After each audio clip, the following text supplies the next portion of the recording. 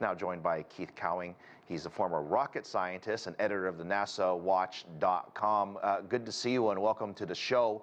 This year's talk is all about space and sustainability, and I think China has made tremendous strides in the last decade to get to where they are today. What's next for this next frontier?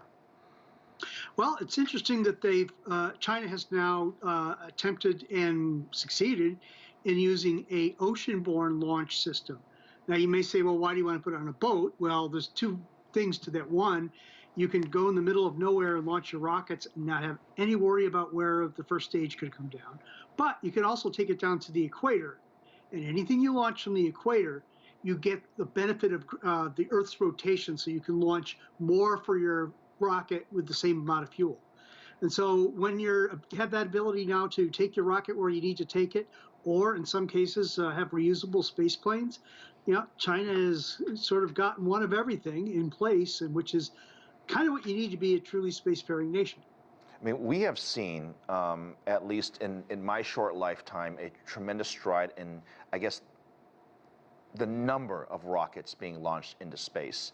People like Elon and Bezos and many folks around the world have tried to find ways to make space exploration and, I guess, tourism sustainable. Have we made those? I mean, have we made enough progress that you feel that we're there? We have. We're really close. Maybe not there today, but we are within sight of that.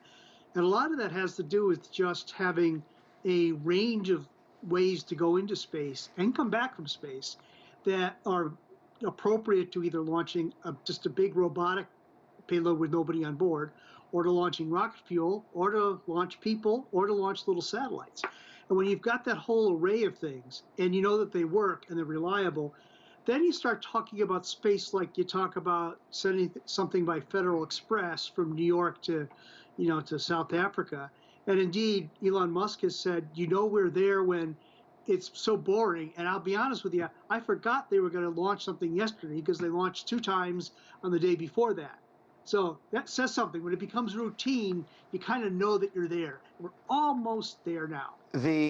You obviously are extremely excited about this, and there's many I know here in the newsroom that we love covering these stories, right? But for the rest of the average person who doesn't, aside from pretty pictures, how does space exploration and observing Earth from a far distance, how do we explain that benefits things that we're working on here on Earth, whether it's climate change, whether it's deforestation, or a number of other climate-related issues? How can we help ourselves, and how do we explain this?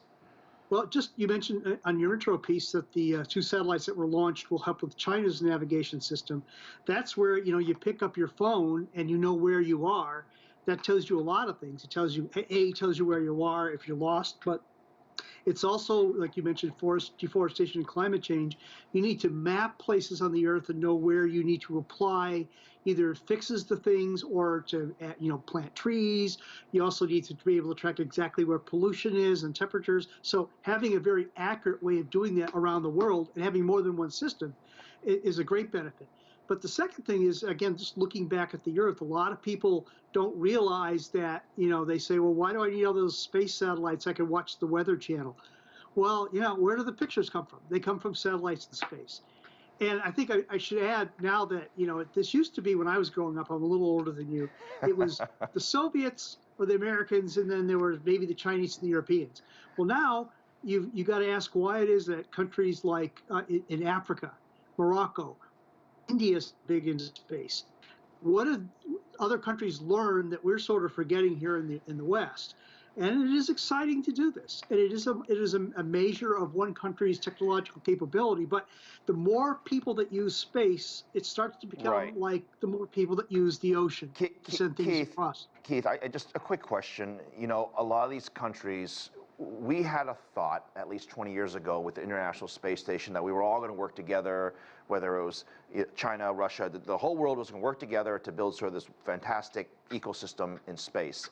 And fast forward to today, it doesn't feel like that, right? China's doing their thing, the Americans do their thing. Yeah. In fact, even in America, we're not doing it together. And then, of course, you have the Russian situation. Where are we in 10 years from now? You know what? I have this conversation a lot with Elaine and other hosts on your network, and it usually comes back to something where you're quite correct, and can't we just get along? But if you look at what we do in space right now, especially with the tensions between the U.S. and Russia, which are not good, and yet we just launched the Russian on an American rocket. Americans have flown, and they're running the space station.